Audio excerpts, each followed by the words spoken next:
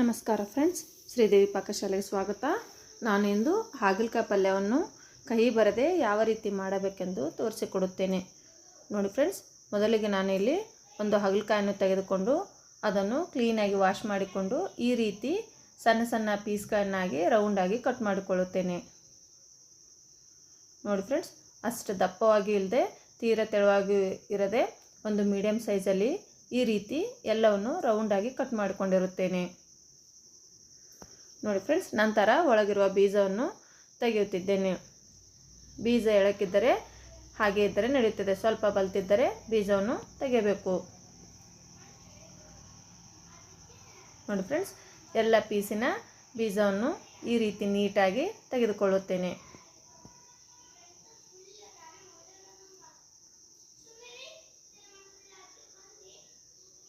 ನೋಡಿ, ಈಗ ನಾನು ಎಲ್ಲ ಹಾಗಲಕಾಯಿ ಬೀಜವನ್ನು ತೆಗೆದಿದ್ದೇನೆ.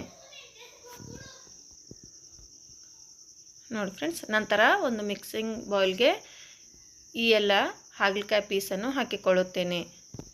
ಇದಕ್ಕೆ ಸ್ವಲ್ಪ ಉಪ್ಪನ್ನು ಬೆರೆಸಿ ನೀಟಾಗಿ ಮಿಕ್ಸ್ ಮಾಡಿಕೊಳ್ಳುತ್ತೇನೆ. ನೋಡಿ ಫ್ರೆಂಡ್ಸ್, ಇದರಲ್ಲಿರುವ ಕಹಿ ಅಂಶವು ಹೋಗಬೇಕೆಂದರೆ ಈ ರೀತಿ ಉಪ್ಪನ್ನು ಮಿಕ್ಸ್ ಮಾಡಿ ಇಟ್ಟು ಒಂದು ಅರ್ಧ ಗಂಟೆಗಳ ಕಾಲ ಇದನ್ನು ಮುಚ್ಚಿ ಪಕ್ಕಕ್ಕೆ ಇಡಬೇಕು.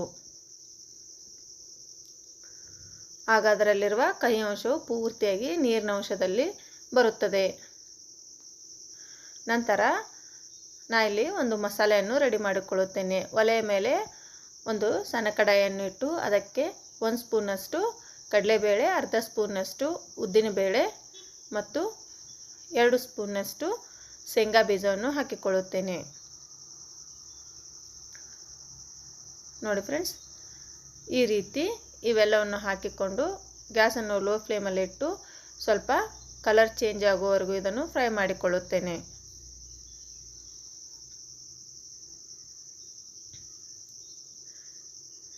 ಈ ರೀತಿ ಇದನ್ನು ಹುರಿದು ಹಾಕೋದರಿಂದ ಹಾಗಲಕಾಯಿ ಪಲ್ಯ ಟೇಸ್ಟಿನೂ ಚೆನ್ನಾಗಿ ಬರುತ್ತದೆ ಮತ್ತು ಈ ಪಲ್ಯ ತಿನ್ನಲಾರವರು ಕೂಡ ಇದನ್ನು ಇಷ್ಟಪಟ್ಟು ತಿನ್ನುತ್ತಾರೆ.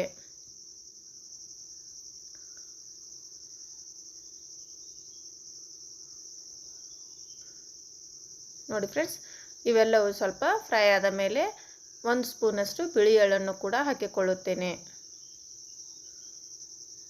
ಅದು ಕೂಡ ಇದರ ಜೊತೆಗೆ ಚೆನ್ನಾಗಿ ಹುರಿದ ಮೇಲೆ ನಂತರ ತಣ್ಣಗಾಗಲು ಬಿಟ್ಟು ಅದನ್ನು ಮಿಕ್ಸಿ ಮಾಡಿಕೊಳ್ಳುತ್ತೇನೆ. ನಂತರ ಒಲೆಯ ಮೇಲೆ ಒಂದು ಕಡಾಯಿಯನ್ನು ಇಟ್ಟು ಅದು ಬಿಸಿಯಾದ ಮೇಲೆ 2 ಸ್ಪೂನಷ್ಟು ಎಣ್ಣೆಯನ್ನು ಹಾಕಿಕೊಳ್ಳುತ್ತೇನೆ. ನೋಡಿ ಫ್ರೆಂಡ್ಸ್, ಎಣ್ಣೆ ಬಿಸಿಯಾದ ಮೇಲೆ ಸ್ವಲ್ಪ ಜೀರಿಗೆಯನ್ನು ಮತ್ತು ಸಾಸಿವೆಯನ್ನು ಹಾಕಿಕೊಂಡು ಇವೆರಡು ಚಟಪಟ ಅಂದ ಮೇಲೆ ಸಣ್ಣದಾಗಿ ಕಟ್ ಮಾಡಿಕೊಂಡಿರುವ ಈರುಳ್ಳಿಯನ್ನು ಕೂಡ ಹಾಕಿಕೊಳ್ಳುತ್ತೇನೆ.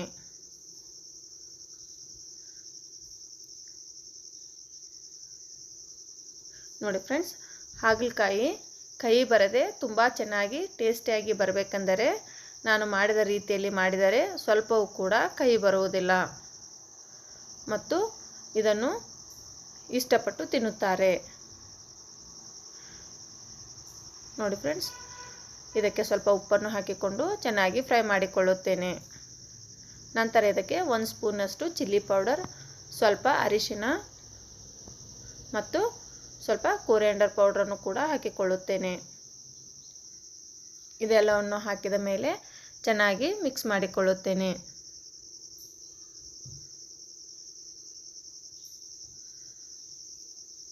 ನೋಡಿ ಫ್ರೆಂಡ್ಸ್, ನಂತರ ಇಲ್ಲಿ ನಾನು ಸ್ವಲ್ಪ ಹುಣಸೆಹಣ್ಣಿನ ರಸವನ್ನು ಹಾಕಿಕೊಳ್ಳುತ್ತೇನೆ. ಇದನ್ನು ಕೂಡ ಎಣ್ಣೆಯಲ್ಲಿ ಚೆನ್ನಾಗಿ ಫ್ರೈ ಮಾಡಬೇಕು. ನಂತರ ಹುಣಸೆಹಣ್ಣು ಬಳಸಿರೋದರಿಂದ ಇದಕ್ಕೆ ಸ್ವಲ್ಪ ಬೆಲ್ಲವನ್ನು ಹಾಕಿದರೆ ಇದರ ಟೇಸ್ಟ್ ತುಂಬ ಚೆನ್ನಾಗಿ ಬರುತ್ತದೆ. ನಂತರ ಇದಕ್ಕೆ ಸ್ವಲ್ಪ ನೀರನ್ನು ಸೇರಿಸಿ ಸ್ವಲ್ಪ ಕುದಿಯಲು ಬಿಡುತ್ತೇನೆ.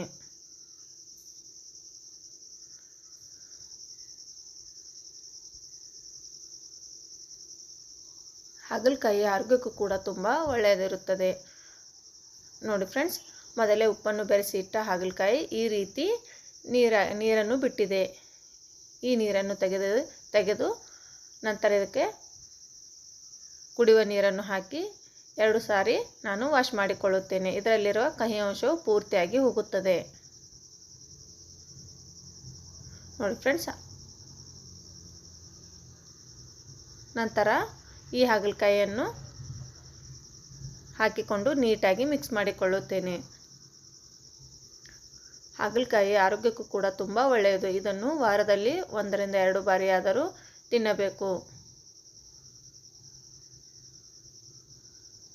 ನೋಡಿ ಫ್ರೆಂಡ್ಸ್, ಈ ರೀತಿ ಎಲ್ಲವನ್ನು ಮಿಕ್ಸ್ ಮಾಡಿದ ನಂತರ ಮೊದಲೇ ಮಾಡಿಟ್ಟುಕೊಂಡಿರುವ ಪೌಡ್ರನ್ನು ಹಾಕಿಕೊಳ್ಳುತ್ತೇನೆ. ಇದೆಲ್ಲವೂ ಚೆನ್ನಾಗಿ ಮಿಕ್ಸ್ ಮಾಡಿಕೊಳ್ಳಬೇಕು.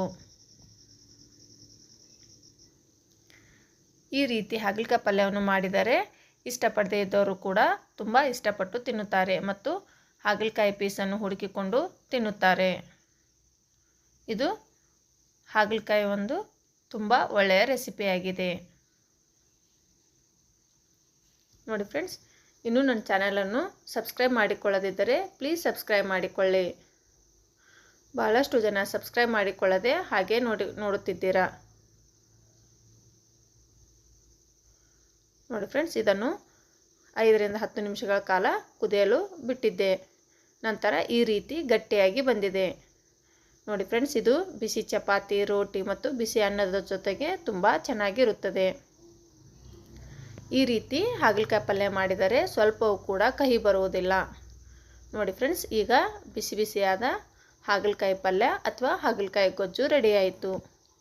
ಈ ರೆಸಿಪಿ ನಿಮಗೆ ಇಷ್ಟವಾದರೆ ಪ್ಲೀಸ್ ಒಂದು ಲೈಕ್ ಮಾಡಿ, ಶೇರ್ ಮಾಡಿ, ಕಮೆಂಟ್ ಮಾಡಿ ಮತ್ತು ಇನ್ನೂ ನನ್ನ ಚಾನಲನ್ನು ಸಬ್ಸ್ಕ್ರೈಬ್ ಮಾಡಿಕೊಳ್ಳದಿದ್ದರೆ ಪ್ಲೀಸ್ ಸಬ್ಸ್ಕ್ರೈಬ್ ಮಾಡಿಕೊಳ್ಳಿ.